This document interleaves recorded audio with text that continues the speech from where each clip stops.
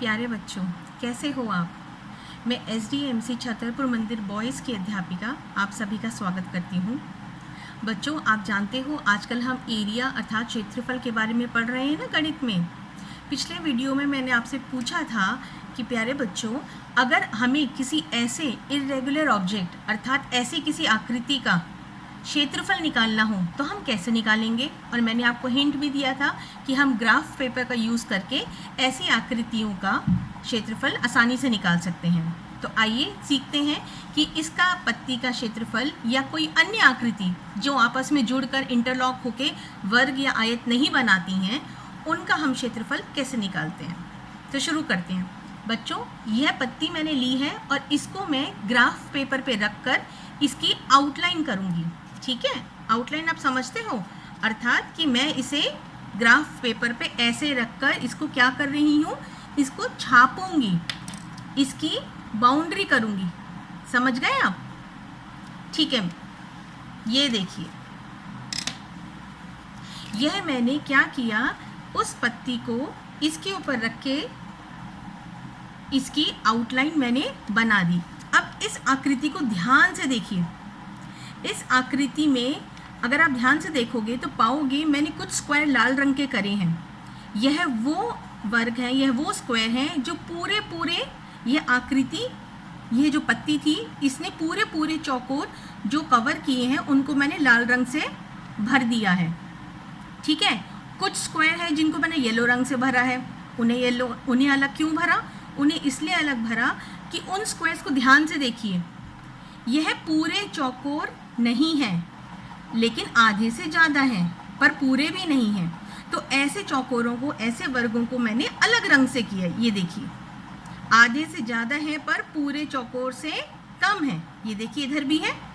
और रेड वाले कौन से थे? वो जो पूरे चौकोर बन रहे हैं।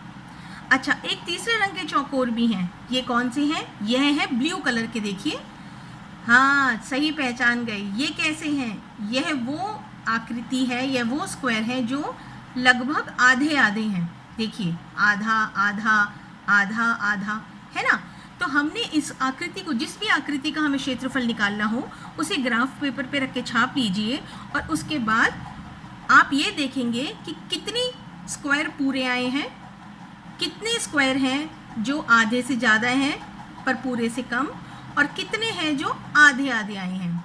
चलिए अब इन्हें गिनते हैं। सबसे पहले हम गिन रहे हैं पूरे स्क्वायर, यानी जिनको मैंने लाल रंग से किया है। ठीक है, चलिए आप भी मेरे साथ गिनिए। 1 2 3 4 5 6 7 8 9 10 11 12 13 14 15 16 17 18। जब मैंने इन लाल चौकोरों को गिना, ऐसे 1 2 3 4 5 6 7 8, तो देखा कि ऐसे पूरे वर्ग कितने हैं? 18। और हर वर्ग का एरिया कितना बताया था मैंने? 1 सेंटीमीटर स्क्वायर। तो इसको लिख लेते हैं। ठीक है, ये देखिए क्या लिखा मैंने, यहाँ लिखा पूरे वर्ग बराबर 18। ऐसे कितने वर्ग बने जो पूरे थे? 18। और उनका एरिया कितना निकला? 18 सेंटीमीटर स्क्वायर, क्योंकि हर एक स्क्वायर का एरिया तो 1 सेंटीमीटर स्क्वायर है ना। और ऐसे 18 निकले तो बन गए 18 सेंटीमीटर स्क्वायर। मतलब ये जो लाल वाला हिस्सा आपको दिख रहा है ना, जहाँ लाल हिस्सा है, यह पूरा कितना निकला? 18 सेंटीमीटर स्क्वायर। अब उनको लेते हैं, उन वर्गों को लेते हैं जो आधे से ज़्यादा हैं पर पूरे से कम है, वो पूरे नहीं है। तो उनको मैंने दिखाया है, देखिए, येलो कलर से। कितने हैं? लाइए गिनते हैं।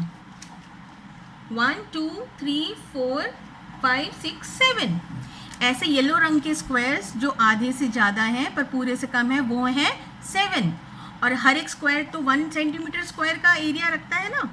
तो हमने लिखा कि आधे से ज़्यादा 7 वर्ग थे और उनका क्षेत्रफल कितना निकला? 7 सेंटीमीटर स्क्वायर। अब हम देखते हैं कि पूरे आधे, जो आधे वाले थे, वो कितने हैं। ये हमने ब्लू रंग से दिखाए हैं। काउंट करिए, 1 2 3 4 5 6। यानी जो आधे स्क्वायर से जो आधे वर्ग हैं वो हैं 6। अब लेकिन उनका एरिया कितना होगा? उनका एरिया 6 नहीं होगा। क्यों बच्चों? क्योंकि ये तो पूरे आधे है ना, आपको पता है 2 आधे मिला के क्या बन जाता है, 1, है ना। 2 आधे, इन दोनों को मिलाया 1 सेंटीमीटर स्क्वायर बन गया, इन दोनों को मिलाया 1 बन गया, और इन दोनों को मिलाया 1 बन गया। तो 6 आधे आधे स्क्वायर का मतलब हो गया 3 पूरे स्क्वायर, है ना, यही मतलब हुआ ना। तो हमने लिख लिया कि आधे वर्ग थे 6, इसका मतलब हुआ 3 सेंटीमीटर स्क्वायर का क्षेत्रफल इन्होंने घेरा। अब क्या बात है, अब तो बस इन सबको जोड़ लीजिए। रेड वाले स्क्वायर जो पूरे वाले थे उनको जोड़ा 18, उसके बाद जो आधे से ज़्यादा थे पर पूरे से कम उनको जोड़ा, और जो आधे वर्ग का जो क्षेत्रफल निकला, क्षेत्रफल जोड़ रहे हैं हम, वर्गों की संख्या नहीं जोड़ रहे, हम क्षेत्रफल जोड़ रहे हैं। तो 18 जमा 7 जमा 3, 7 और 3 10, 10 और 18 28। तो क्या बना, हमारा कुल क्षेत्रफल कितना बन गया बच्चों, 18 जमा 7 जमा 3 मतलब 28 सेंटीमीटर स्क्वायर।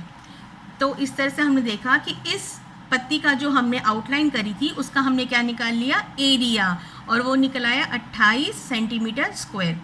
आप में से कोई पूछ सकता है कि मैम जो कुछ छोटे छोटे से हिस्से बच गए हैं वो तो आपने नहीं जोड़े। बेटा उन्हें हम इग्नोर करेंगे, क्यों, क्योंकि हमने आधे से ज़्यादा स्क्वायर्स को तो पूरा पूरा लिया है ना, एक मान के चले हैं ना। तो ध्यान से देखिए, जो छोटे छोटे स्क्वायर्स के बाद ये जो छोटे छोटे हिस्से बच गए ना, ये वाला है ना, इनको हम छोड़ देंगे, इनको हम काउंट नहीं करेंगे, ये इनके साथ एडजस्ट हो गए जो हमने येलो स्क्वायर लिए थे, आधे से ज़्यादा वाले लेकिन पूरे से थोड़े कम।